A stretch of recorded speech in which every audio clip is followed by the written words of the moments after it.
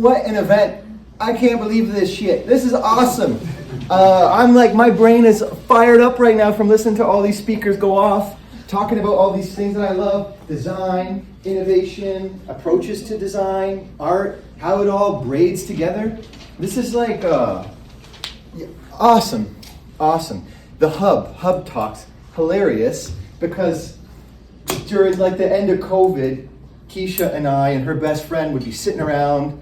You know, I kind of feel like COVID was also a little bit of an opportunity for like some sort of creative renaissance, right? Because you're sitting around and can't go anywhere. It's like, let's just create something, you know, let's build something. And so we started calling our kitchen the Hub. And every Friday from like 12 until the end of the day, we'd pick a problem. Whether we were going to really invest and solve it or not, we put it up on a whiteboard. We bought these like sticky whiteboards and stuck them all around our apartment.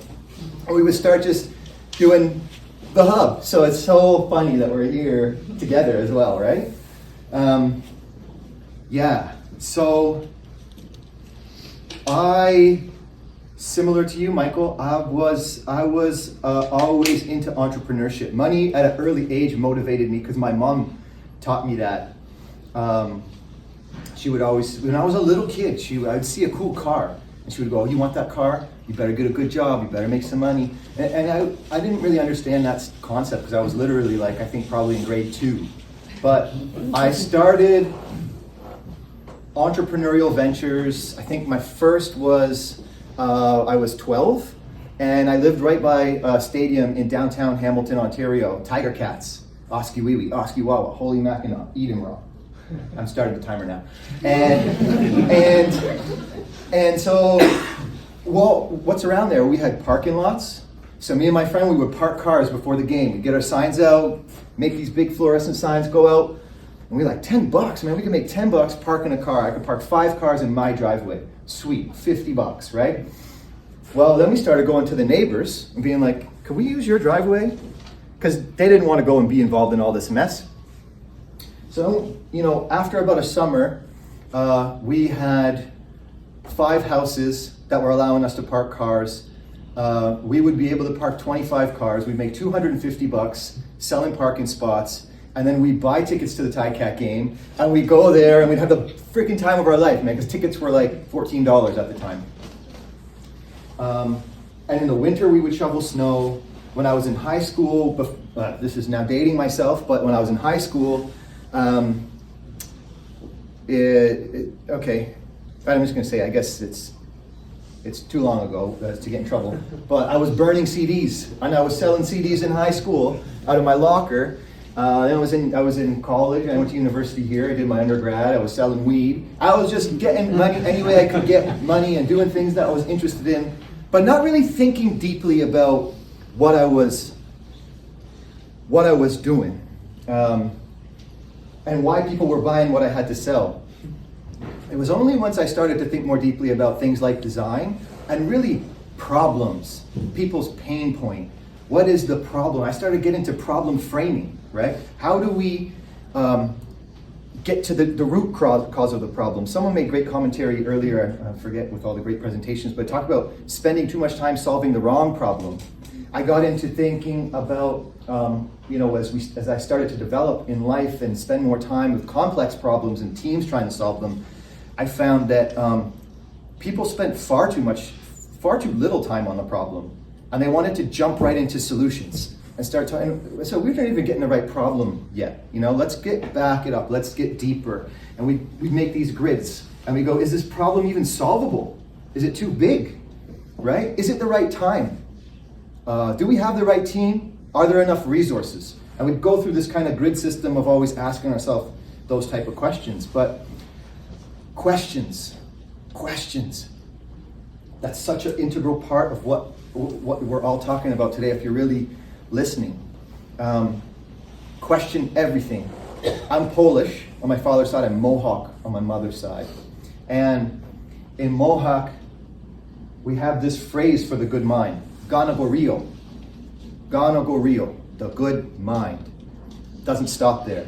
The good mind, gana go rio is the good mind. To have a good mind, you must exercise your mind. To exercise your mind, you must question everything. Questions. Ask why until you can't ask why anymore. That's how we start to dive into the root causes of the problem and understand, is this solvable? Is it the right time? Do we have the right problem that we're working on? And so you really get into problem framing. But as I'm staring at you all right now, we're talking about innovation and problem solving, entrepreneurship. Look around this room, in this place that we're in. For real, just look around. Look at the diversity in this room, because innovation doesn't happen without diversity of thought. And it's really encouraging and inspiring to see everyone in here who is kind of thinking or curious about this. Getting back into questions and curiosity, that was one thing that I always had innately growing up. Just a compounding amount of curiosity. I would go back to my report cards and I would see, these comments, and it would say like, Michael asked great questions, and that's really where a lot of wisdom sits when you come to solving problems and innovation and entrepreneurship is the curiosity. It's often not the person in the room that has the answers or the wisest answers. It's the person who asks the best questions that's quite often the most intelligent. This is like, I kind of failed on this slide. I don't know if you can see it, because part of what today is about talking about our experience, how we arrived at innovation, who we are. I'd be remiss if I told you about who I am and didn't tell you about where I'm from. Because in my community, we say you are the place you're from. You are the land. And this is an area where I think we're really missing it with innovation, with design. We design things, and we tend to design things when we're solving a problem or creating a process or creating a product or a service, and we design it for humans. You probably heard this phrase, human-centered design. Universal design, which is designing things that are universally accessible to all humans. And we seem to stop there. Or there's, some teams that work with the different iterations of that. How do we design things that are good for every single thing in nature? Every single thing in creation? Because we aren't the only things. Somehow we've organized our mind to believe that we're at the top of the pyramid, and I think that's where we went on a trajectory of failure in life and society and civilization. We're thinking about humans as the pinnacle of what we are building, and we're failing to see the interconnectedness between the whole, everything in creation. It's very naive of us to think that if we break this web of creation, if a couple things go extinct, that we're all going to be okay. If we're designing things that way, we are designing things for our own destruction, inevitably, however long that's going to take on that time horizon. So, who am I? Yeah, my name is Michael. I'm the Executive Director of Pictou Landing First Nation. I oversee 13 departments: healthcare, education, economic development. The list goes on. 13 departments within the community. There's no shortage of problems to solve. I also work with my wife on some really cool design projects that energize us. We also have a beverage company that we're working on, and I'm building an electric inshore fishing vessel right now with a partner at Covey Island Boats. And some people would say, you're mad. I don't think this group would say that, because everybody that's come up here has had 4 or 5 things that they are working on, that they're passionate about, that are energizing projects. And I'm the same, so I feel very comfortable in this room sharing that stuff with you. Sometimes when I share these things, people ask me, are you crazy? How are you doing it? How do you have energy for that?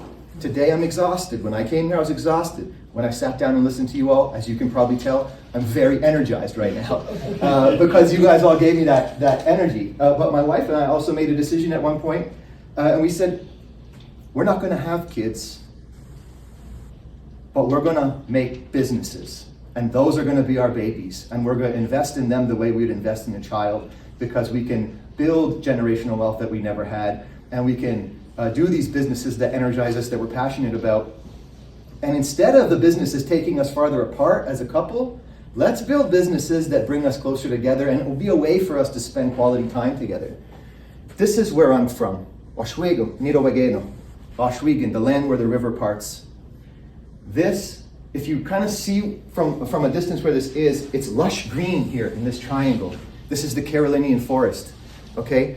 1% of the world's biodiversity exists in this small area, okay? There's trees and species here that don't exist anywhere else.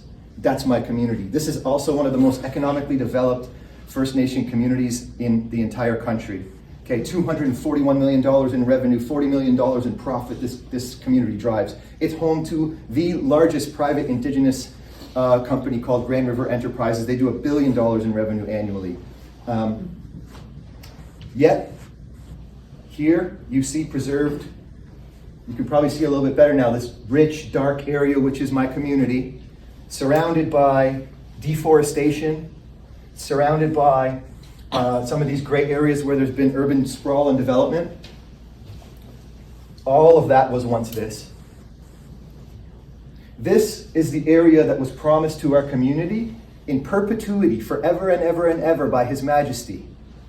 9 miles deep on each side of the Grand River from start to finish. Those promises, like many others in this country, were violated. And this little yellow area here is what's left of the area that was promised to us. It's still promised to us. It's before the courts today. And my belief is that this will be one of the largest land claim settlements that's happened in history. It'll probably be over $1 trillion because these areas are major metropolitan areas. How do you quantify the development in there and what it equates to for a community? But I can't help but wonder, my what if is what if our community was never violated those promises that were given to us? What would this tract of land look like today?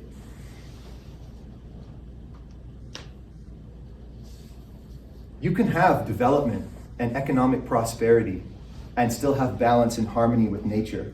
But it starts by thinking about how to design things and going through this tedious process. What we do in Ganyankahaga Mohawk culture, when we start our day, we say greetings and thanks to everything, to the birds, to the trees, to the stars up in the cosmos, our brother the sun who rises from east to west every day, lighting all the fires of life and reminding us how to be as people. We say thanks to the sun. We say the four-leggeds, the insects, the plants, the plant medicine, the teachers who taught us how to use the plant medicine. It's a whole script.